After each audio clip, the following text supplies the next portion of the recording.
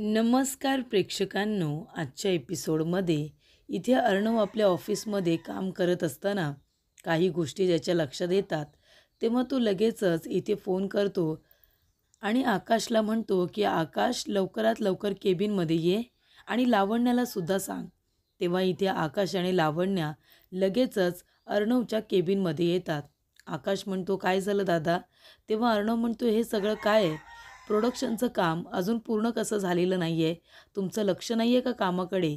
ऑफिसमध्ये कशाला येता तुम्ही? कामं करायला येता की बसायला?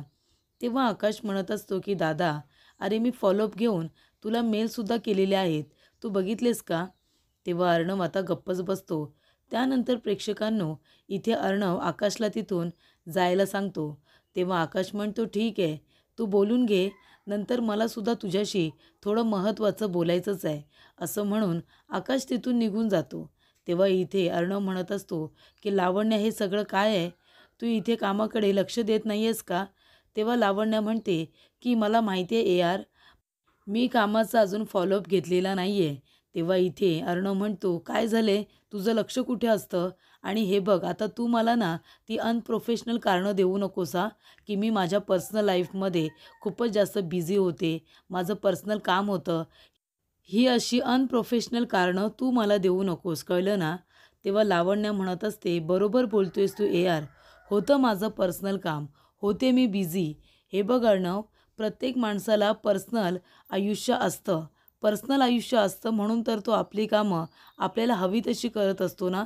तुला तुझं पर्सनल लाईफ नाही आहे म्हणून प्रत्येकालाच नसतं असं नाही आहे. प्रत्येकाला आपलं पर्सनल लाईफ असतं आणि त्याच्यामध्ये प्रत्येक माणूस बिझी असतो. तशी मी सुद्धा माझ्या पर्सनल आयुष्यामध्ये बिझी होते. तुला पर्सनल लाईफ नाही आहे म्हणून प्रत्येकाला पर्सनल लाईफ नसतं असं नाही आहे यार. मला जेव्हा कळलं की आजीने आपली इथे आता एंगेजमेंट अनाऊन्स केली, तेव्हा मला खूप आनंद झाला होता. मी स्वप्न बघायला लागले होते. प्रत्येक मुलगी आपल्या लग्नाचं स्वप्न हे बघत असते. तशीच मी सुद्धा मुलगी आहे ना, मलासुद्धा फीलिंग्ज आहेत, मलासुद्धा भावना आहेत. माझं तुझ्यावरती प्रेम आहे यार, आणि हे मी प्रत्येक वेळेला तुला सांगितले. तू प्रत्येक वेळेला इथे मला नकार देतोस, मला झिडकारतोस, पण मी तसं करत नाही. माझं तुझ्यावरती खरं प्रेम आहे आणि म्हणूनच मी कधी तुझा राग तिरस्कार केला नाही आणि त्याचा परिणाम कामावरती सुद्धा होऊ दिला नाही. पण मी सुद्धा माणूसच आहे ना, मला सुद्धा त्या प्रत्येक गोष्टीचं वाईट वाटत असेल की तू कशा पद्धतीने माझ्याशी रूढ बोलतोस, मला वाईट वाटेल असं वागतोस, पण मी तरीसुद्धा तुझ्यावरती प्रेम करते आणि कामावरती सुद्धा. पण आता काही दिवस पर्सनल कामामध्ये इतकी बिझी झाले की थोडंसं दुर्लक्ष झालं. पण मी त्यासाठी सॉरी वगैरे म्हणणार नाही आहे, कारण मी काही चुकीचं केले असं मला वाटत नाही. तुझं जरी माझ्यावरती प्रेम नसेल ना यार, तरीसुद्धा माझं प्रेम आहे आणि मी तुझ्यावरती प्रेम करत राहीन. तुला जेव्हा जेव्हा माझी गरज लागेल ना, तेव्हा मी खंबीरपणे तुझ्या पाठीशी उभी राहीन, कारण माझं खरं प्रेम आहे, ते दाखवण्यापुरतं नाही आहे. तेव्हा इकडे आता लावण्य म्हणत असते की मी काही गुन्हा केलेला नाही आहे, प्रेमच केलं आहे ना. आणि राहिला प्रश्न कामाचा, कामामध्ये आल्यानंतर कामाकडे लक्ष कसं द्यायचं ते बरोबर कळतं मला. तेव्हा मी काही खूप मोठी चूक केली आहे आणि त्यासाठी मी सॉरी वगैरे आहे असं नाही, असं म्हणून जात असताना लावण्य लगेच उभी राहते आणि दारामधूनच अर्णवकडे बघत असते आणि लावण्य म्हणत असते की वा, इथे मामीने जो काही फॉर्म्युला सांगितला आहे तो खूप आवडला आहे मला. म्हणजे इथे इमोशन्स, आता मला फक्त इमोशन्स आणायचे आहेत आणि डोळ्यात पाणी. आता बघ यार, मी सारखं सारखं तुला इथे दाखवत राहीन, तुला सांगत राहीन की माझं तुझ्यावरती किती प्रेम आहे ते, असं लावण्या म्हणत असते. त्यानंतर प्रेक्षकांनो, इथे ईश्वरी आता वाळत टाकलेले कपडे काढायला आलेली असते. तेवढ्यातच तिथे पुन्हा राकेश येतो आणि म्हणतो, ईश्वरीजी. तेव्हा ईश्वरी म्हणते की राकेशजी, अहो आत्ता तर तुम्ही गेलात ना आणि परत आलात.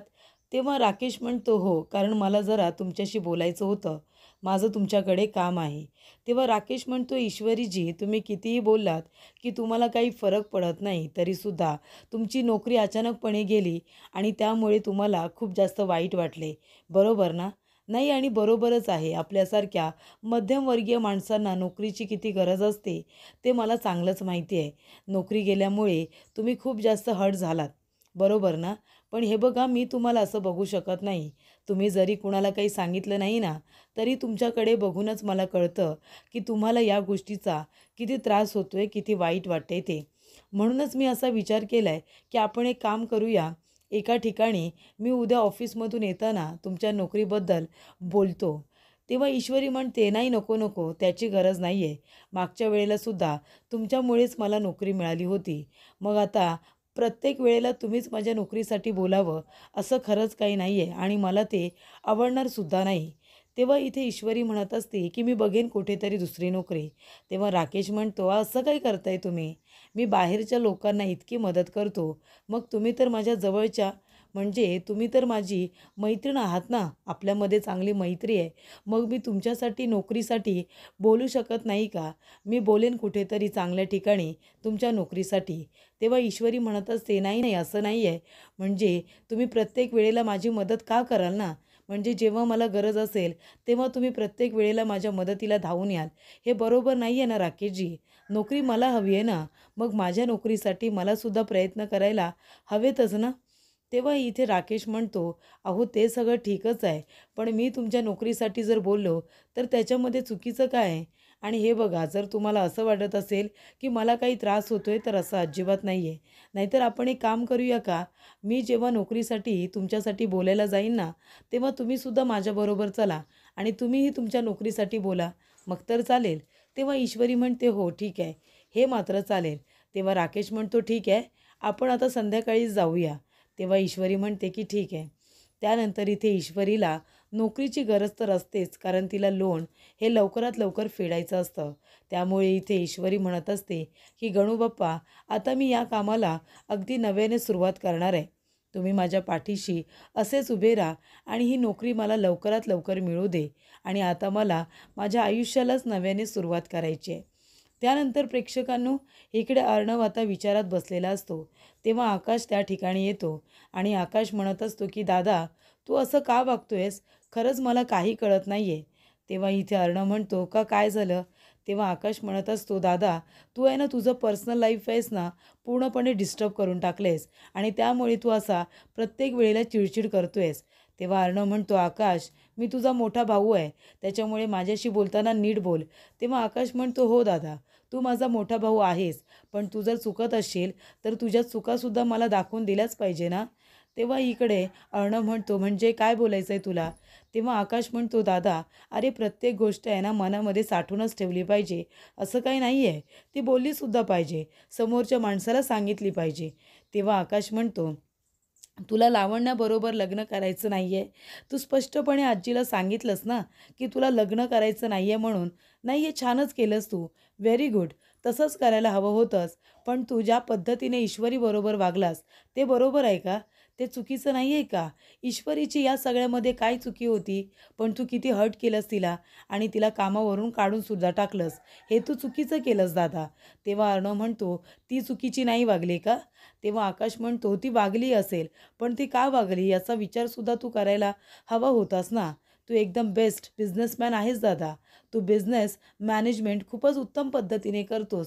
पण एक ह्युमन म्हणून आणि एक माणूस म्हणून तुझ्यामध्ये अजिबात इमोशन्स नाही आहेत आणि एक माणूस म्हणून तू इमोशन्स मॅनेजमेंटमध्ये एकदम फेल झालास तू दादा. तू फेलियर आहेस." तेव्हा इकडे आकाश म्हणत असतो, की "मला हे अजिबात आवडलेलं नाही आहे, की तू ईश्वरीला तडकाफडकी असं नोकरीवरून काढून टाकलंस आणि तिला वाटेल तसं बोललास. तिची इन्सल्ट केलीस." तेव्हा इथे आता आकाशचं बोलून झाल्यानंतर तो जात असतो. तेव्हा अर्णव त्याला म्हणत असतो, की "आकाश, खरंच सॉरी. म्हणजे तू जे काही बोललास त्याचा राग नाही आला मला. मोठा भाऊ जरी असलो तरीसुद्धा माझ्या चुका दाखवण्याचा तुला पूर्णपणे अधिकार आहे." त्याच्यामुळे इथे आता अर्णव आकाशला मिठी मारतो आणि त्याला तिथून जायला सांगतो. कारण तेवढ्यातच इथे अर्णवचा फोन आलेला असतो. तेव्हा आकाश म्हणतो, "ठीक आहे, तू कॅरी ऑन कर, मी जातो." त्यानंतरला इथे त्याच्या फोनवरती आता ईश्वरीच्या फोनवरून फोन आलेला असतो. तेव्हा अर्णव म्हणतो, "मी सिंदूरचा फोन." आणि तेवढ्यातच तिथे अर्णव म्हणतो, "हां, मी सिंदूर." तेवढ्यातच सुप्रिया म्हणत असते, "अरे अर्णव, मी बोलते सुप्रिया, ईश्वरीची आई." तेव्हा अर्णव म्हणतो, "काकू, हां बोला ना." तेव्हा ईश्वरीची आई म्हणत असते, की "अर्णव, अरे मला तुझ्याशी थोडं बोलायचं होतं. तू घरी येऊ शकतोस का?" तेव्हा अर्णव म्हणतो घरी, आणि तो थोडा वेळ आता वाटच बघत असतो. तेव्हा सुप्रिया म्हणते, अरे घरी यायला एवढा वेळ का लागतोय तुला बोलायला? हे बघ, तुमची जी काही दोघांची भांडणं असतील ना, ती तुम्ही दोघेजणं बघून घ्या. पण माझं तुझ्याकडे काम आहे, म्हणून मी तुला बोलावते. तेव्हा इथे अर्णव आता विचार करतो. त्याला स्वतःलाच आता गिल्टी वाटत असतं, की मी ईश्वरीकडे कसा जाऊ? ती जर तिथे असेल, तर तिला फेस कसं करू? कारण इथे अर्णवच्या मनामध्ये ईश्वरीची एक वेगळी जाग आहे, आणि ईश्वरी त्याचंच लग्न लावण्याबरोबर लावून देण्यासाठी आजीला मदत करते, ही गोष्ट अर्णवला अजिबात आवडलेली नसते. त्यानंतर प्रेक्षकांनो, इथे ईश्वरी छान तयार झालेली असते, कारण त्यांना इंटरव्ह्यूला जायचं असतं. तेव्हा ती म्हणते, राकेशजी, अहो तुम्ही कशाला मला घ्यायला आलात? खरंच तुम्ही मला ॲड्रेस दिला असता ना, तर मी स्वतः गेले असते ना. तेव्हा इकडे आता राकेश म्हणत असतो, की ईश्वरीजी, अहो त्यात काय झालं? माझ्याकडे वेळ होता, आणि आता तुम्हाला इंटरव्ह्यूला जायचंच आहे, तर मी विचार केला की मीच तुम्हाला घेऊन जातो ना, म्हणजे तुम्हाला तो पत्ता इकडे तिकडे शोधायला सुद्धा लागणार नाही आहे. तेव्हा सुप्रिया म्हणत असते, नाही पण राकेशजी, तुम्ही जरा जास्तच इथे स्वतःला त्रास करून घेताय. खरंच एवढं सगळं करायची खरंच काही गरज नाही आहे. तेव्हा ईश्वरी म्हणत असते, नाहीतर काय आई, मी सुद्धा त्यांना तेच म्हणाले, की एवढं सगळं तुम्ही कशाला करताय आमच्यासाठी? एवढा पण त्रास करून घेणं बरं नाही आहे. तेव्हा इकडे राकेश म्हणत असतो, हे असं बोलू नये ना, तुम्ही मला आहे ना 2 मिनिटामध्ये परक करता, आपलं आपलं म्हणता, आणि 2 मिनिटामध्ये तुम्ही मला परक करून टाकता. असं का करता तुम्ही? तेव्हा इकडे ईश्वरी म्हणत असते, आई, राकेशजी BA LLB, म्हणजे ते काय आपल्याला बोलण्यामध्ये ऐकणार नाही आहेत. ते आपल्याला बोलण्यामध्ये मागेच टाकणार. हो की नाही राकेशजी? तेव्हा ईश्वरी म्हणत असते, की माझा मोबाईल राहिला, आणि ईश्वरी आपला मोबाईल आणायला जाते. तेव्हा इकडे राकेश म्हणत असतो, की बरं चला, आता आपल्याला इंटरव्ह्यूला जायचं आहे. तेव्हा सुप्रिया म्हणते, कधीपर्यंत याल? तेव्हा राकेश म्हणतो, की लगेच येऊ, म्हणजे आता इंटरव्ह्यू झाला की लगेच येऊ ना.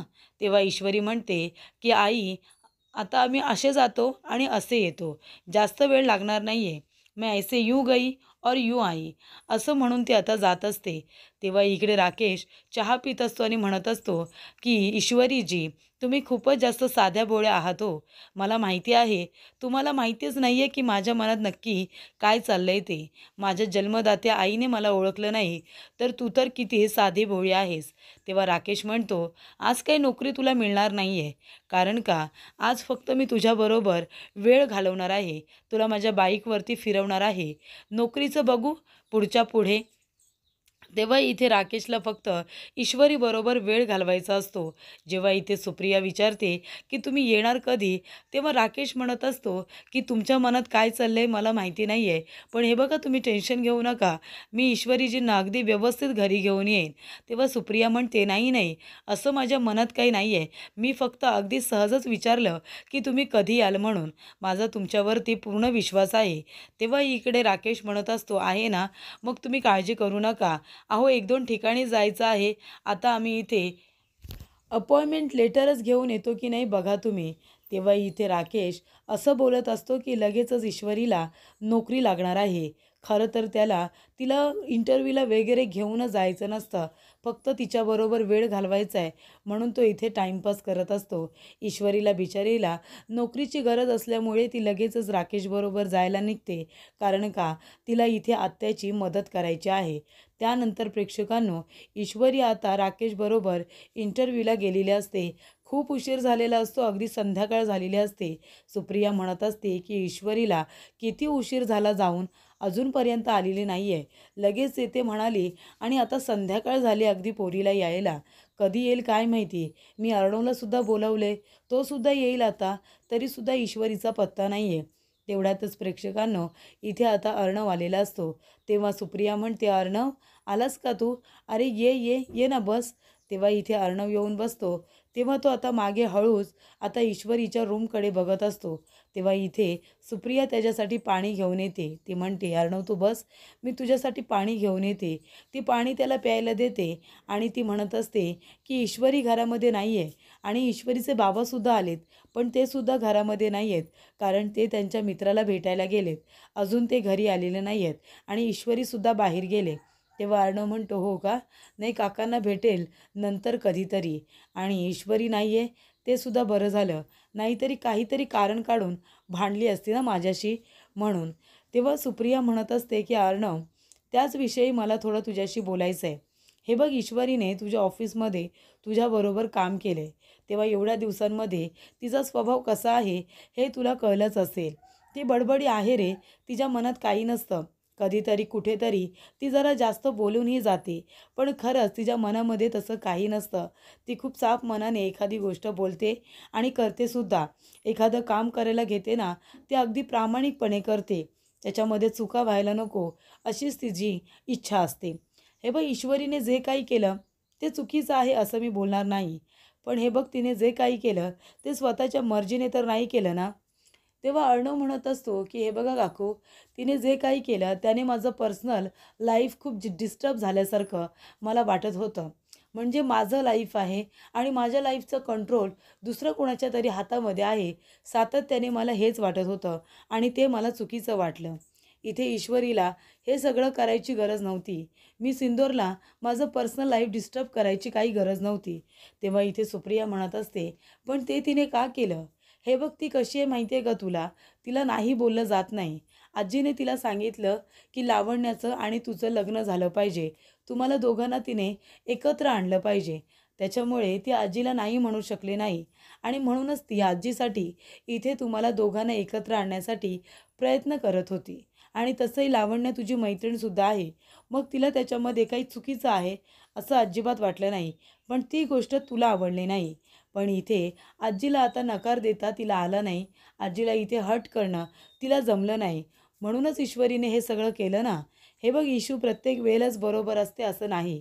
पण तिच्या करण्याच्या मागे, काही गोष्टींच्या मागे काहीतरी तिचा हेतू असतो. जसं इथे आजीला तिला नकार देता आला नाही.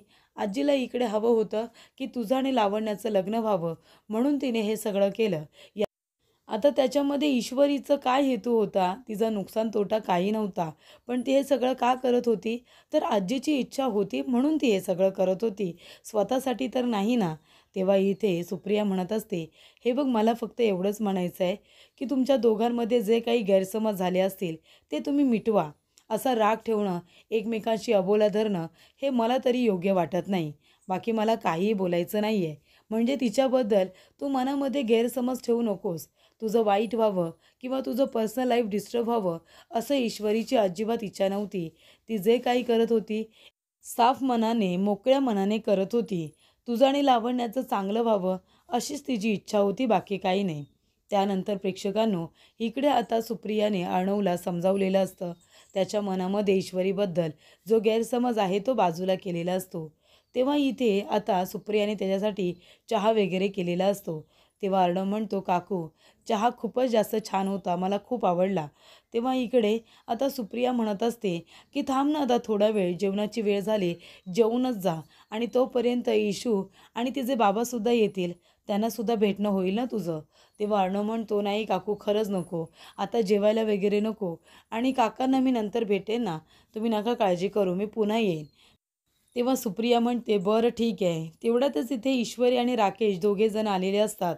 तेव्हा राकेश म्हणत असतो की ईश्वरीजी, खरंच सॉरी, मी तुम्हाला इतकं तिथे घेऊन गेलो आणि आज तुम्हाला इथे नोकरीचं काहीच काम झालं नाही, तुमचा इंटरव्ह्यू झाला नाही. खरंच मला खूप वाईट वाटतंय. तेव्हा इथे ईश्वरी म्हणत असते की राकेशजी, तुम्ही कशाला वाईट वाटून घेताय? तुम्ही माझ्यासाठी प्रयत्न तर केलेत ना, मला नोकरी मिळवून देण्यासाठी. माझ्यासाठी शब्द टाकलात, हीच खूप मोठी गोष्ट आहे, बाकी मला काही नको आहे. तेव्हा इकडे आता चालता चालता तिचा पाय मुरगळतो आणि ती राकेशचा हात पकडते. तेव्हा इथे राकेशला फार आनंद होतो. तो तिच्या हातावरती हळूच आपला हात ठेवतो आणि तिच्या हाताला अंजारत गोंजारत असतो. तेवढ्यातच इथे अर्णव बाहेर पडलेला असतो घरातून आणि तो म्हणतो की माझा मोबाईल तिथेच राहिला. तेव्हा सुप्रिया म्हणते, थांब, तू 1 मिनिट इथेच थांब, मी तुझा मोबाईल घेऊन येते. आणि इथे सुप्रिया अर्णवचा मोबाईल आणण्यासाठी ती पुन्हा घरामध्ये जाते. तेव्हा इकडे ईश्वरीचं लक्ष जातं आणि ती म्हणत असते की अर्णव सरांची गाडी. आणि पुढे बघते तर अर्णव दारामध्येच उभा राहिलेला असतो. तेव्हा इथे सुप्रिया त्याचा मोबाईल आणून त्याच्या हातामध्ये देते. तोपर्यंत इकडे राकेशचं सुद्धा लक्ष जातं आणि राकेश म्हणतो की अर्णव इथे, हा परत परत इथे काय येतोय? तेव्हा इथे राकेशला राग आलेला असतो. तेवढ्यातच इथे ईश्वरीचं लक्ष जातं. ईश्वरी म्हणत असते की अर्णव सर इथे, आता हे इथे कशाला आलेत? त्यानंतर इकडे आता राकेश आणि ईश्वरी दोघेही अर्णवकडे बघत असतात. अर्णव म्हणत असतो की काकू, मी पुन्हा कधीतरी नक्की येईन, तेव्हा काकांना भेटेन. आता मला उशीर होतोय, मी आता निघतो. तेव्हा सुप्रिया म्हणते बरं ठीक आहे. तेवढ्यातच अर्णवला इथे ईश्वरी बघते. मनातल्या मनात म्हणते की अर्णव सर आता इथे कशाला आलेत?